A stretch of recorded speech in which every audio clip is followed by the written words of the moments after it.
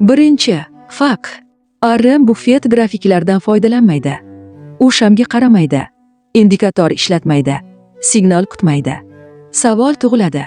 Unda u qanday qilib milliardlab dollar yutadi? Ikkinchi, fak. U kuniga bir yoki ikkita muhim qaror qabul qiladi. Ba'zan esa oylab hech qanday qaror qilmaydi. Oddiy trader har kuni savdo qiladi. Buffett esa kutadi va aynan shu sabab yutadi. Uchinchi, fak. 2008 yilda bozor qulagan paytda milliardlab odamlar qo'rqdi, kapital qochdi, vahima hukmron bo'ldi. Buffett esa aynan shu paytda tarixdagi eng katta foydali bitimlarni qildi. Savol tug'iladi, u boshqalardan ko'ra ko'proq bilganmi? Yo'q, u boshqalardan ko'ra boshqacha holatda bo'lgan. To'rtinchi, fak. Buffett ochiq aytgan, bozorda eng katta muammo bilim yetishmasligi emas, eng katta muammo hissiyot. Bu bitta gap tradingni butunlay boshqa darajaga olib chiqadi. Buffett nimani tushungan? Asosiy haqiqat shundan iborat. Buffett buni juda erta tushungan. Bozor tashqarida emas, bozor inson ongida. Narx bu oqibat, qaror bu sabab, qaror esa ong holatidan chiqadi. Kim ongni boshqarsa, qarorni boshqaradi. Kim qarorni boshqarsa, bozorni boshqaradi. Buffett ong modelining yadrosi. Birinchi qoida, avval ong, keyin pul. Buffett uchun savollar oddiy. Ong barqarormi? Ha. Shoshilish bormi? Yo'q. Shundan keyin harakat. Ikkinchi qoida, qo'rquv signal. Oddiy odam qo'rqadi va sotadi.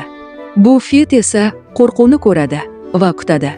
Qo'rquv tugaganda imkon ochiladi. Uchinchi qoida, kutish ustunlik. Buffett uchun kutish zaiflik emas, kutish nazorat.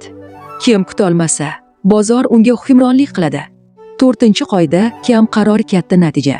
Ko'p trader, ko'p hissiyot. Ko'p hissiyot xato. Buffett modeli oddiy, kam qaror, kuchli ong.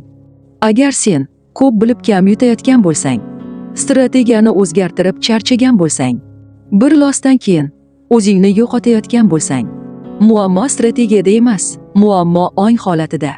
Ko'pchilik shu yerda to'xtaydi, kamchilikni tan oladi, lekin yechim topolmaydi. Star trading. Star trading strategiya kursi emas, bu tradingni 80% ong orqali boshqarish tizimi. Bu yerda qaysi indikator ishlashi o'rgatilmaydi, qaysi signalga kirish aytilmaydi. Bu yerda qo'rquv o'chiriladi, ochko'zlik yopiladi, shoshilish uziladi, ong markazga qaytariladi. Natijada trade kamroq bo'ladi, aniqlik yuqori bo'ladi, stress tushadi, depozit yashaydi. Agar Warren Buffett grafik ko'rmasdan yuta olgan bo'lsa, demak, bozorni yengish uchun grafik yetarli emas.